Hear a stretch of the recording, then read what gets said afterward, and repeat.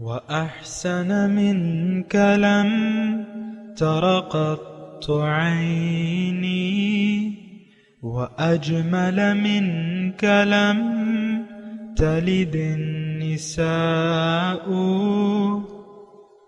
خلقت مبرأ من كل عيب خلقت مبرأ من كل عيب كأنك قد خلقت كما تشاء كتاب أنزلناه إليك مبارك ليدبروا آياته وليتذكر أولو الألباب. یہ کتاب برکت والی ہے جسے ہم نے آپ کی طرف نازل فرمایا ہے تاکہ دانش مند لوگ اس کی آیتوں میں غور و فکر کریں اور نصیحت حاصل کریں. اللہم صلی علی سیدنا محمد وعلی آل سیدنا محمد بعدد کل ذرۃ مئۃ الف الف مرۃ. سامعین کرام، سورہ مزمل آیت نمبر 1 سے 5 حصہ سوم.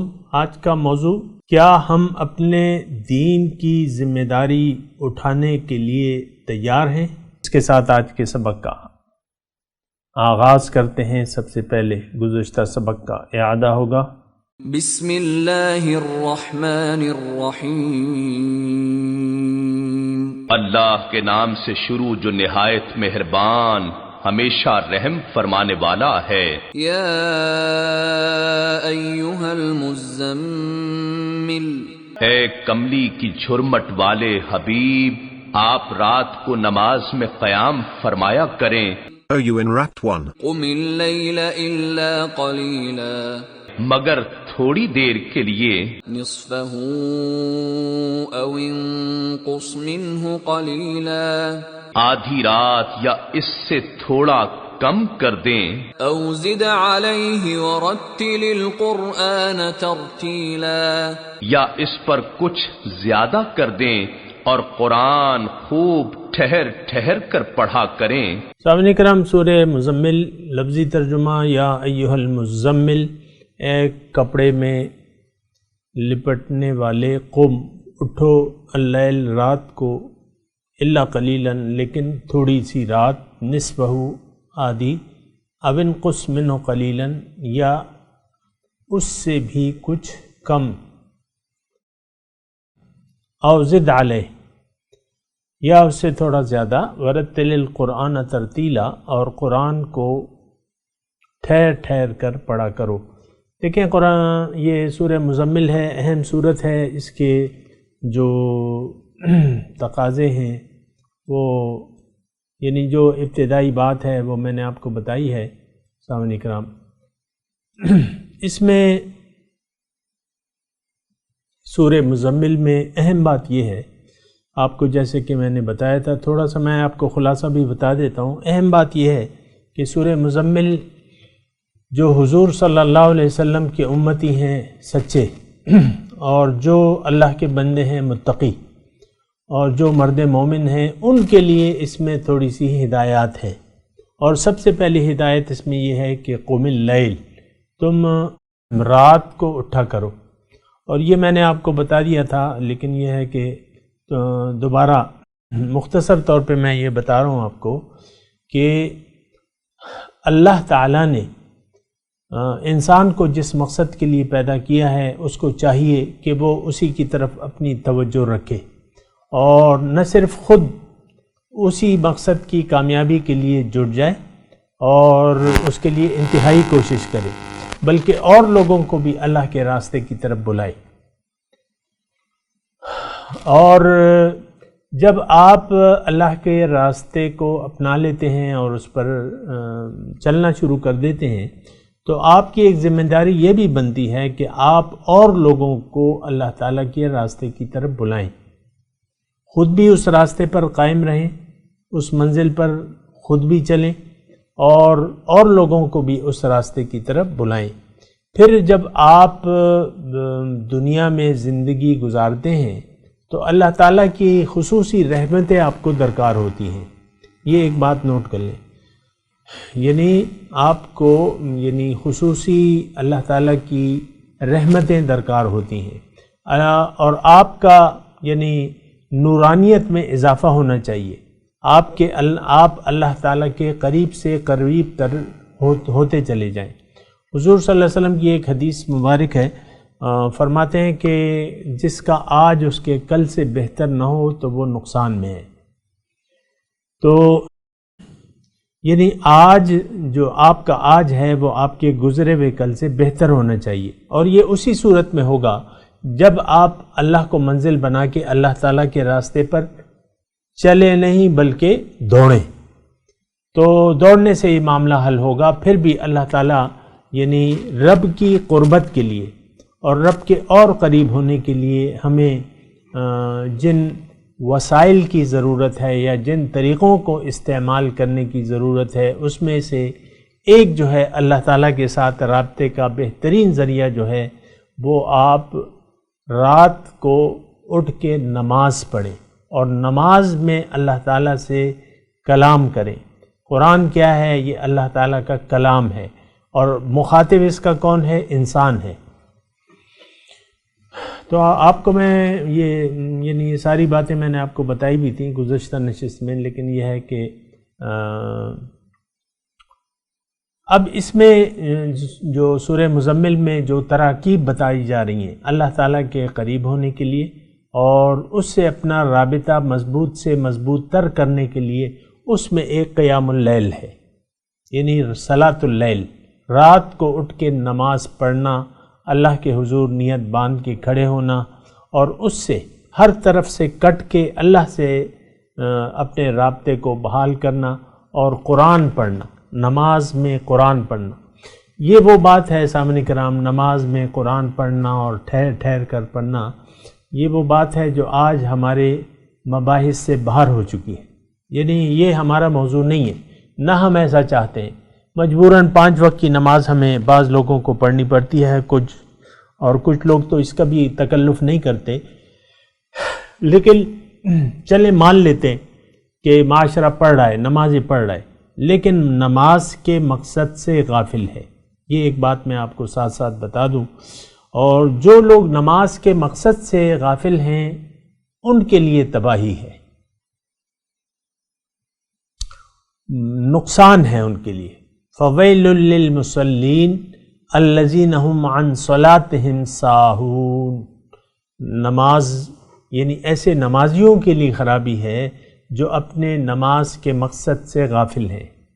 اور نماز کے مقصد سے ہی کیا، ہم ساری زندگی کے مقصد سے غافل ہیں، اور ساری زندگی کے مقصد سے غافل اس طریقے سے ہیں کہ ہم نے ظاہر کو اپنا اوڑھنا بچھونا بنا لیا ہے، ہماری توجہ جو ہے وہ ظاہر کی طرف ہے، اور ظاہر ہی ہمارا اوڑھنا بچھونا ہے، کیا مطلب؟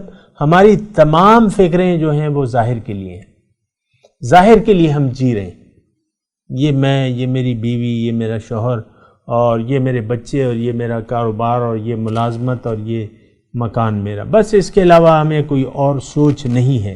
دنیا ہی کی زیادتی اور فراوانی کے لیے ہماری کوششیں رات اور دن جاری اور ساری ہیں سامعین کرام۔ تو بہرحال یہ بات جو ہے آپ کو نوٹ کرنی چاہیے کہ ہم کس طرف جا رہے ہیں۔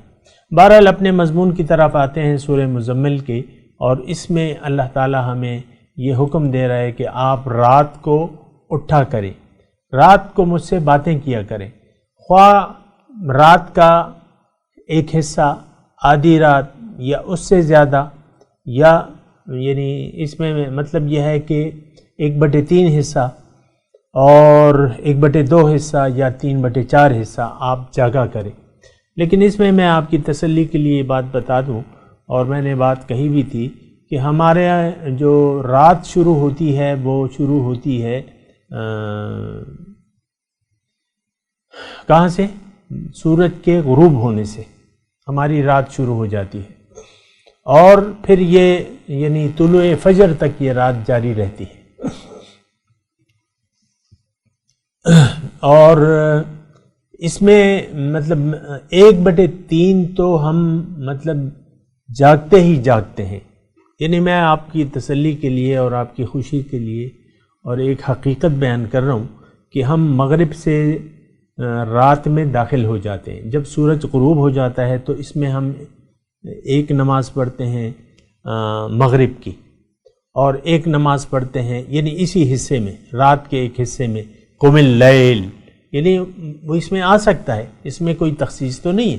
قم اللیل میں صلاۃ اللیل ہے، تو صلاۃ اللیل میں جو ہے وہ مغرب بھی ہے اور عشاء بھی ہے، اور یہاں تک کہ سورج نکلنے سے پہلے پہلے آپ ایک اور نماز پڑھ لیتے ہیں یعنی فجر کی.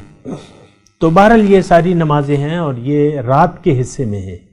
اور یعنی میرا اپنا یہ یقین ہے کہ 1/3 سے زیادہ جو ہے، یعنی مثال کے طور پہ آج کل جو سورج ہے وہ غروب ہو رہا ہے 7 بجے اور 5 بجے 5:30 بجے طلوع ہو رہا ہے، تو یہ سارے یعنی ساری رات تو ہم نہیں سوتے. تو ایک گنا آپ اطمینان رکھیں کہ آپ ان احکامات میں داخل ہیں، آپ قم اللیل میں داخل ہیں، یعنی آپ رات کو جاگ کے نماز پڑھ رہے ہیں. ایک بات پھر اس میں اصل میں یہ ہے، یہ قم اللیل میں یعنی جو صلاۃ اللیل ہے، تو اس میں خاص طور پہ اللہ تعالیٰ یہ فرما رہے ہیں، مدعا یہ ہے کہ آپ رات کو اٹھ کے نماز پڑھا کریں، رات کو نماز کھڑے ہو کر نماز پڑھا کریں، قم اللیل، قیام کیا کریں. تو بہرحال لیکن اس کا اصل جو مدعا ہے، یعنی نماز پڑھنے کا اصل مدعا کیا ہے کہ انسان کو اس کی مقصد میں یعنی ثابت قدمی سے ملتی ہے، اور یہ اللہ کی جناب میں کھڑے ہو کے جب اللہ تعالیٰ سے باتیں کرتا ہے تو اس کا ایمان اور بھی زیادہ ہو جاتا ہے. یہ جو دعائیں مانگتا ہے، نماز میں جو دعائیں مانگتا ہے اور جو قرآن کی تلاوت کرتا ہے، اس میں اسے اس کے راستے کی نشاندہی بھی ہو جاتی ہے. دیکھیں ہمارا تو یعنی سوچ سمجھ کے پڑھنا یہ ہمارا مسئلہ نہیں ہے، یعنی ہم سوچ سمجھ کے نہ نماز پڑھتے ہیں اور نہ اس کی ضرورت محسوس کرتے ہیں، لیکن یہ بات صحیح نہیں ہے. ہمیں نماز جو ہے وہ سوچ سمجھ کے پڑھنی چاہیے، جیسے کہ اللہ تعالیٰ یہاں ہمیں فرما رہے ہیں کہ آپ یعنی رات کو قیام کرا کریں. اب اس میں حکم کیا ہے؟ وَرَتِّلِ الْقُرْآنَ تَرْتِيلًا، نماز یہ قرآن کو ٹھہر ٹھہر کر پڑھا کریں. اب ٹھہر ٹھہر کر پڑھنے کا یعنی صرف یہ مقصد نہیں ہے کہ آپ آہستہ آہستہ پڑھیں، یہ بھی شامل ہے، لیکن فقط یہ نہیں ہے کہ بس آپ یعنی اس طرح ترتیل سے صرف الفاظ کو ترتیل، لیکن سمجھنے کے لیے ترتیل ضروری ہے. سمجھنے کے لیے یعنی آپ ایک آیت کو پڑھیں اور پھر اس آیت کے مفاہیم پر غور بھی کریں آہستہ آہستہ.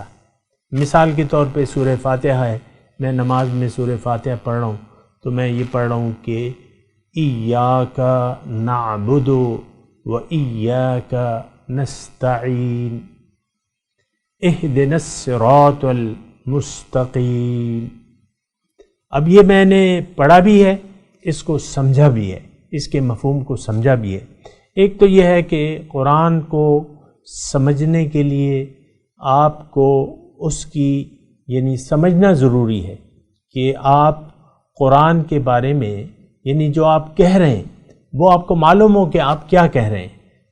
اور یعنی افسوس سے یہ کہنا پڑتا ہے کہ ہم قرآن فہمی سے دور ہیں. قرآن فہمی کی نہ تو ہم ضرورت محسوس کرتے ہیں قرآن کو سمجھنے کی، اور نہ اس کو سمجھنے کی کوشش کرتے ہیں. نہ ضرورت محسوس کرتے ہیں، نہ سمجھنے کی یہ نہ سمجھ کے پڑھتے ہیں، نہ سمجھنے کی ضرورت محسوس کرتے ہیں. بلکہ بس ہمارا تو وہ ایک ذہنیت ہے کہ چلو ہم نے تو کلمہ پڑھا ہوا ہے، اب قرآن پڑھیں یا نہ پڑھیں، یا سمجھ کے پڑھیں یا نہ پڑھیں. عام طور پہ آج کے معاشرے کا جو رویہ ہے وہ انکار ہے قرآن فہمی سے۔ یہ ایک بات نوٹ کر لیں، بڑی بھاری بات ہے، اگر آپ اس کے مرتکب ہیں تو یہ بڑی بھاری بات ہے۔ آپ کو یہ قرآن تو ایک خط ہے، یہ تو ایک ہدایت نامہ ہے جو اللہ تعالیٰ کی طرف سے آپ کو آیا ہے۔ آپ کیسے مسلمان ہیں جو اس کو جاننے کی ضرورت ہی محسوس نہیں کرتے؟ 1 گھنٹہ جو آپ فیس بک پہ مثال کے طور پہ لگا لیتے ہیں، تو آپ 1 گھنٹہ روزانہ قرآن فہمی کے لیے وقف کر دیں۔ کسی بھی اچھی جو ترجمہ ہے یا جو درس ہے، کسی بھی صاحب قرآن کا درس جو ہے، وہ اس نیت سے آپ اس کو سنیں کہ نہ صرف یہ کہ مجھے اس کا ثواب بھی ملے گا، میرا وقت بھی ضائع نہیں ہوگا، دوسرا مجھے قرآن فہمی حاصل ہوگی۔ 1 گھنٹے کا آپ درس سنیں، مثال کے طور پہ عرض کر رہا ہوں، تو آپ کو بڑا فائدہ ہوگا، بجائے اس کے کہ آپ اپنا جو فارغ وقت ہے وہ آپ ٹانگیں پھیلا کے اور ٹیک لگا کے اور فیس بک پہ آپ رولنگ کرتے رہتے ہیں، کبھی کیا دیکھتے ہیں کبھی کیا دیکھتے ہیں، اور بیکار کی پوسٹیں آپ کرتے بھی رہتے ہیں، کبھی کوئی لائکس لکھ لیتے ہیں، کبھی کیا۔ بہرحال میں دیکھ رہا ہوں، میں صرف یہ بات کر رہا ہوں کہ قرآن فہمی جو ہے وہ اس کی ضرورت آج ہماری قوم محسوس نہیں کر رہی۔ میں اور آپ قرآن فہمی کی، یعنی عام لوگ جو ہیں، قرآن فہمی کی ضرورت ہی محسوس نہیں کرتے۔ اس کی وجہ میں آپ کو بتاتا رہتا ہوں کہ کیا ہے۔ اس کی وجہ حقیقت میں یہ ہے کہ جو اللہ کا راستہ ہے اس کی معلومات ہمیں نہیں چاہیے۔ قرآن کیا ہے؟ ان ھذا القرآن یہدی للتی ہی اقوم۔ قرآن آپ کو وہ بالکل سیدھا راستہ بتاتا ہے۔ تو آپ نہ سیدھے راستے پر چلنا چاہتے ہیں، نہ اللہ آپ کی منزل ہے، نہ اللہ کے راستے سے آپ آگاہی حاصل کرنا چاہتے ہیں۔ دراصل بنیادی وجہ یہ ہے کہ ہم قرآن سے دور ہیں اور قرآن سے دور رہنا چاہتے ہیں۔ قرآن فہمی نو وے، یہ ہماری کتاب میں شامل نہیں ہے۔ تو بہرحال یہ ساری باتیں ہیں، اور جو ہم سورہ مزمل کی تلاوت کر رہے ہیں اس میں تو یعنی مومنین کے لیے، در حقیقت یہ قرآن جو ہے یہ مومن کے لیے ہے۔ میں آپ کو، ویسے تو تمام لوگ اس کے مخاطب ہیں، یا ایھا الناس، یا اہل الکتاب وغیرہ وغیرہ، لیکن اصل میں یہ کتاب، یہ بات نوٹ کر لیں، اصل میں یہ متقی مسلمان کے لیے ہے یہ کتاب، ھدی للمتقین، متقی کے لیے۔ تو بہرحال قرآن فہمی، آپ کو میں نے بتایا تھا نا، سورہ مزمل کی جو ابتدائی 14-15 آیات ہیں، اس میں اللہ تعالیٰ مومن کو، متقی کو، یا اپنے چاہنے والے کو مزید اپنے پاس قریب کرنا چاہتا ہے، اپنی رحمتیں کے سائے میں لانا چاہتا ہے مزید۔ تو اس لیے یہ ساری ہدایات، یعنی اس لحاظ سے آپ سورہ مزمل کا مطالعہ کریں، اسے سنیں، اسے پڑھیں کہ اللہ تعالیٰ کے میں کس طریقے سے قریب ہوں گا، اور وہ اس سورہ مزمل میں واضح طور پہ بتایا جا رہا ہے۔ تو پہلی جو بات ہے قم اللیل کی ہے، رات کا قیام، رات کو قیام کیا کرو۔ یعنی کیا مطلب؟ یعنی قرآن پڑھنے کے لیے تم کھڑے ہو جاؤ، کھڑے ہو کر اس کی تلاوت کرو، آہستگی سے پڑھو، سمجھ کر پڑھنے کی کوشش کرو، اور اس طریقے سے تم، یعنی اگر ہم دیکھیں سمجھ کر پڑھیں گے تو ظاہر ہے کہ ہمارے ایمان میں اضافہ ہوتا چلا جائے گا، ہمارا اپنے رب پر اعتماد اور بھروسہ قائم ہو جائے گا۔ آج کل تو یہ دونوں چیزوں کی کمی ہے، رب پر یقین نہیں ہے، رب کی باتوں پر اعتماد نہیں ہے، اور رب کی باتوں پر بھروسہ بھی نہیں ہے۔ جنت کی اللہ تعالیٰ کتنی تعریف کرتا ہے اور کتنی اچھی اچھی نعمتیں وہاں کی بیان ہوتی ہیں، لیکن بات یہ ہے کہ ہمیں تو جنت کی کوئی ضرورت ہی نہیں ہے، کیونکہ ہمیں یقین ہی نہیں ہے۔ تو ہمارا، یعنی ہم تو دیکھیں، ایک بات میں آپ کو کہہ رہا ہوں کہ ہم یقین سے خالی لوگ ہیں۔ جو چیز نظر نہیں آ رہی ہے اس پہ ہمیں یقین حاصل نہیں ہے، نہ ہم حاصل کرنا چاہتے ہیں یقین۔ اس کی وجہ یہ ہے، میں آپ کو بتا رہا ہوں کہ اس کی وجہ ہمارا یقین کنورٹ ہو گیا ہے ظاہر پر۔ آج دیکھ لیں ہمارے تمام مسائل کا تعلق ظاہر سے ہے، ظاہر ہی کے بارے میں ہم سوچتے ہیں، ظاہر ہی کے مسائل ہیں، اور ظاہر کے مسائل کا حل ہم حل چاہتے ہیں، اور اب اپنی دعاؤں میں ہماری دعاؤں کا 100% حصہ جو ہے وہ ظاہر پر مشتمل ہے۔ یا اللہ پیسے دے دے، کاروبار میں برکت دے، میری اولاد کو بڑا کرے، اور ان کے لیے اچھے دنیاوی چیزیں جو ہے وہ بھجواؤ۔ اللہ تعالیٰ سے مطالبات ہیں، لیکن وہ سارے جو ہیں ظاہری مطالبات ہیں۔ تو بہرحال یہ سوچ غلط ہے۔ اصل سوچ یہ ہے کہ آپ نے دنیا کی زندگی آخرت کے لیے گزارنی ہے، آخرت کی کامیابی کے لیے۔ انسان کو اللہ تعالیٰ نے دنیا کے لیے نہیں پیدا کیا ہے، بلکہ انسان کو اللہ تعالیٰ نے دنیا میں اس لیے بھجوایا ہے کہ یہ دنیا کو اس طریقے سے استعمال کرے جس کے نتیجے میں اس کی آخرت کا بھلا ہو، آخرت میں یہ کامیاب ہو جائے۔ یہ بات ذرا نوٹ کر لیں۔ بہرحال تو میں تلاوت کرتا ہوں، اور کچھ آیات جو ہیں جو ہم نے کوشش کی ہے تو وہ آیات میں پڑھتا ہوں۔ یا ایھا المزمل، اے کپڑا اوڑھنے والے، قم اللیل، کھڑے ہو جاؤ، الا قلیلا، کچھ کم حصہ رات کا، آدھا، او انقص منہ، یا اس سے بھی آدھا، او زد علیہ، یا اس سے زیادہ، ورتل القرآن ترتیلا، اور قرآن کو ٹھہر ٹھہر کر پڑھا کرو۔ یہ ساری باتیں میں نے آپ کو بتا دی۔ اب آیت نمبر 5، انا سنلقی علیک قولا ثقیلا، ہم آپ پر ایک بھاری ذمہ داری ڈالنے والے ہیں۔ اب یہ بھاری ذمہ داری، یہ بات درست ہے کہ سب سے پہلے یہ ذمہ داری ڈالی گئی ہمارے آقا حضور صلی اللہ علیہ وسلم پر۔ ما ارسلناک الا رحمتا للعالمین وما ارسلناک الا کافتا للناس، تمام لوگوں کے لیے میں نے آپ کو بھجوایا ہے، اور آپ رحمت للعالمین ہیں، تمام جہان والوں کے لیے۔ تو بہرحال ایک تو دیکھیں اللہ کا کلام یعنی رسول کیا ہے کہ اللہ کا پیغام مخلوق تک پہنچانے والی ذات ہے، اللہ کی طرف لوگوں کو اللہ کی طرف دعوت دینے والا کی ذات ہے۔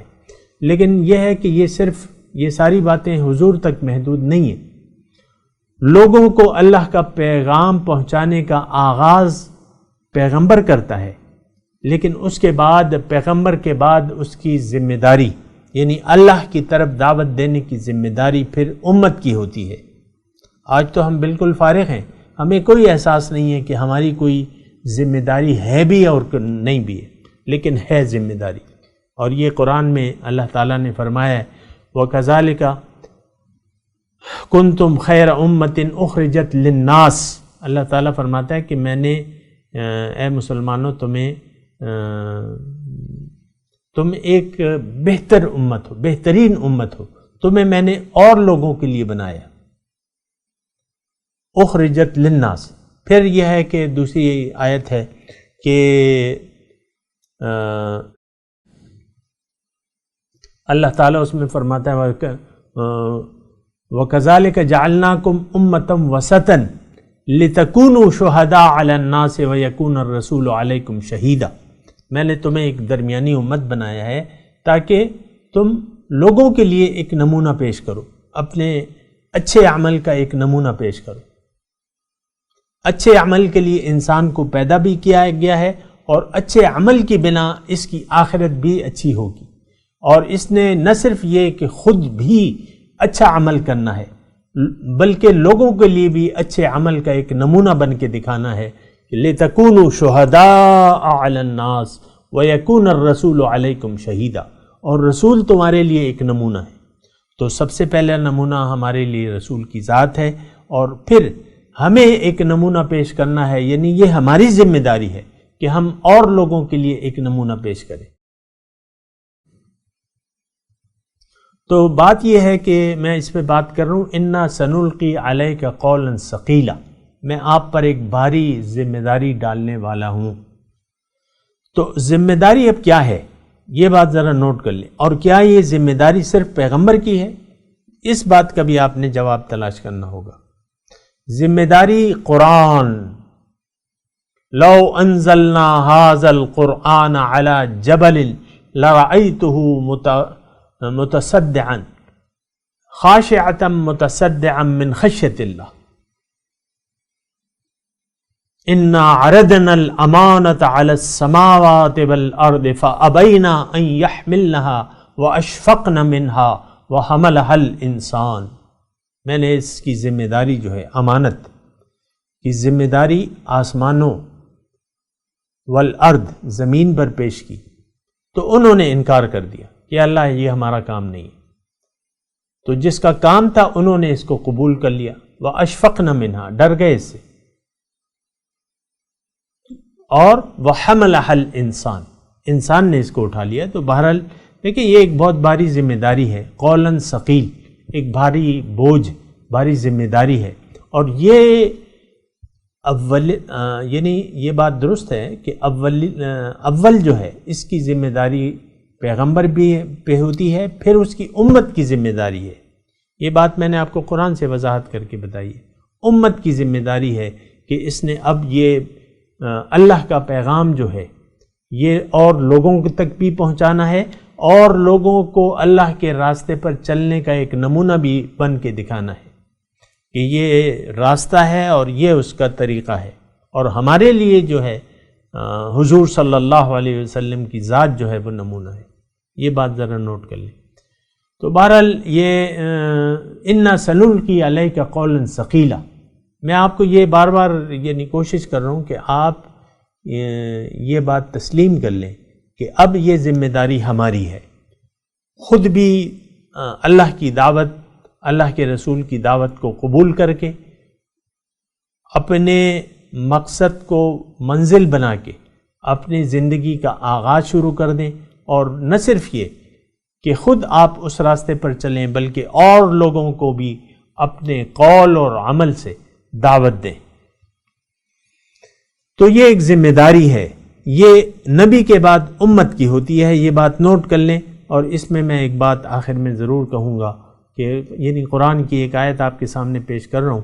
مثل الذین حملوا التوراۃ ثم لم يحملوها كمثل الحمار يحمل اسفارا بئس مثل القوم الذین كذبوا بآیات اللہ. کہ اللہ تعالیٰ فرماتا ہے کہ مثل الذین حملوا التوراۃ مثال ان لوگوں کی جن کو تورات کی ذمہ داری دی گئی ثم لم يحملوها پھر انہوں نے وہ ذمہ داری کا حق ادا نہ کیا اور لوگوں کو اللہ کی طرف دعوت نہ دی. تو ان کی مثال جو ہے گدھے کی سی ہے جس پہ کتابیں لدی بھی ہیں. آج بھی سامعین کرام یعنی لائبریریاں بھری ہوئی ہیں قرآن موجود ہے لیکن ہماری مثال اس گدھے کی سی ہے جس پہ کتابوں کا انبار لدا ہوا ہے. تو بہرحال یہ ساری باتیں ہیں سوچنے کی ہیں. اور میں تلاوت کرتا ہوں میرے ساتھ دہرائیے. اعوذ باللہ من الشیطان الرجیم بسم اللہ الرحمن الرحیم. یا ایھا المزمل اے وہ جو کپڑے میں لپٹ رہے ہو یعنی حضور صلی اللہ علیہ وسلم مخاطب ہیں یہاں پہ. قم اللیل رات کو قیام کیا کرو الا قلیلا لیکن تھوڑی سی رات. نصفہ 1/2 او انقص منہ قلیلا یا یعنی آدھی رات یا اس سے کچھ کم. او زد علیہ یا اس سے کچھ بڑھ کے. ورتل القرآن ترتیلا اور قرآن کو ٹھہر ٹھہر کر پڑھا کرو. انا سنلقی علیک قولا ثقیلا ہم آپ پر ایک بھاری ذمہ داری ڈالنے والے ہیں. آج کے سبق کی تلاوت اور ترجمہ سنتے ہیں. بسم اللہ الرحمن الرحیم. In the name of God, the gracious, the merciful. یا ایھا المزمل. O you enwrapped one, قم اللیل الا قلیلا. stay up during the night, except a little. نصفه او انقص منه قلیلا. For half of it, or reduce it a little. او زد علیہ ورتل القرآن ترتیلا. or add to it and chant the Quran rhythmically. إِنَّا سَنُلْقِي عَلَيْكَ قَوْلًا ثَقِيلًا. We are about to give you a heavy message. اس کے ساتھ ہی آج کے درس کا وقت اختتام کو پہنچا. انشاءاللہ اگلے درس میں ملاقات ہوگی. وآخر دعوانا ان الحمد للہ رب العالمین. والسلام علیکم ورحمۃ اللہ وبرکاتہ.